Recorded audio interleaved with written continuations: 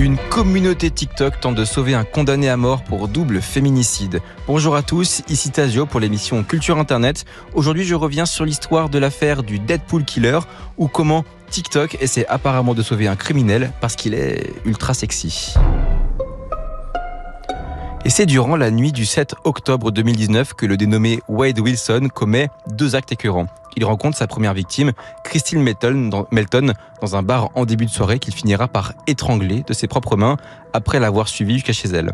Plus tard dans la nuit, il croise le chemin d'une seconde femme, Diane Ruiz, qu'il force à monter dans son véhicule. Elle ne se laisse pas faire, se débat et finit elle aussi par être étranglée par Wade Wilson, qui pousse le vice jusqu'à écraser son cadavre à de nombreuses reprises avec sa voiture. Le lendemain, Wade avoue les deux meurtres à son père qui le dénonce alors immédiatement à la police. Il est appréhendé dans la foulée et est placé en détention depuis ce jour. Mais les méfaits de Wade ne s'arrêtent pas là puisqu'il tentera de s'évader et se rapprochera en prison d'un groupe de suprémacistes blancs d'où il tient la croix gammée tatouée sous son œil droit. Le procès de Wade a eu lieu le 27 juin dernier en Floride, un événement lors duquel il a été rendu coupable des deux meurtres et où les jurys se sont prononcés en faveur d'une demande de peine de mort qui sera étudiée un mois plus tard. Et c'est avec les images de ce procès que TikTok découvre Wade Wilson. Le jeune homme est grand, musclé, porte un dégradé finement exécuté et des tatouages partout sur le corps qui le rendent particulièrement sexy. Les vidéos fancam pour lorgner sur son physique de criminel de film hollywoodien commencent alors à pleuvoir. Chaque fait et geste de sa part sont observés, notamment un moment lors de son jugement où il rapproche sa main de son pénis qui fera fondre d'excitation certaines personnes et sera publié dans de nombreuses vidéos. Forcément, très vite d'autres personnes s'insurgent de voir un tel criminel être presque célébré sur TikTok. Alors les vidéos pour expliquer ce qu'il a fait commencent elles aussi à fleurir, mais cela ne suffit pas pour calmer les ardeurs naissantes. Pire encore, cela vaut à Wade Wilson un surnom presque stylé, celui du Deadpool Killer, car par une étrange coïncidence, il porte exactement le même vrai nom et prénom que le personnage de Deadpool. Et puis, vient le jour du jugement définitif, le 27 août dernier.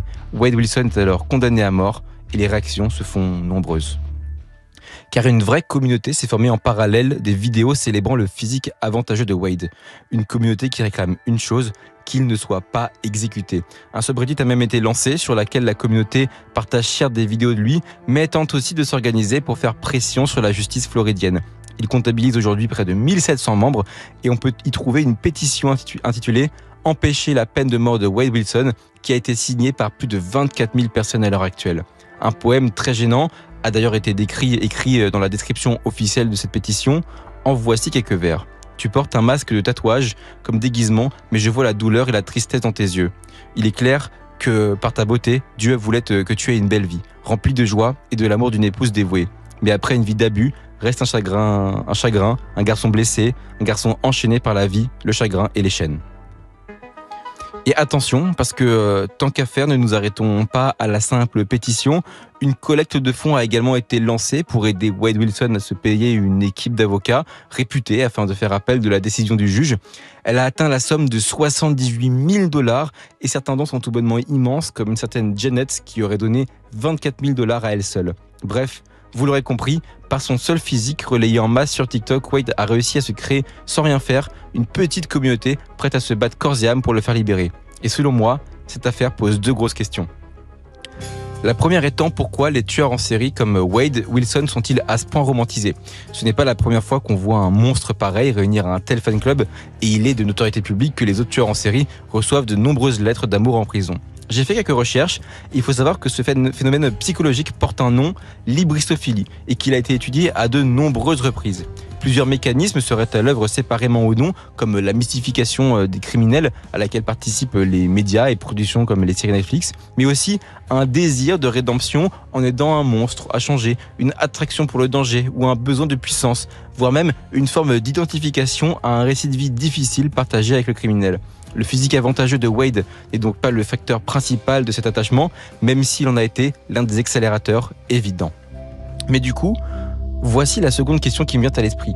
Quand bien même les raisons de la lutte contre l'exécution de Wade Wilson peuvent paraître étranges, ridicules, inconcevables ou inacceptables. Ce combat est-il illégitime ?